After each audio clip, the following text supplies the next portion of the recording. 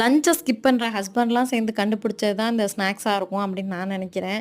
ஏன் அப்படின்னா, லஞ்ச ஸ்கிப் பண்ணிட்டு ஈவினிங் ஏதாவது செஞ்சு குடேன் பசிக்குது அப்படின்னு சொல்லிட்டு கேட்குறப்ப பாவமா இருக்கும்.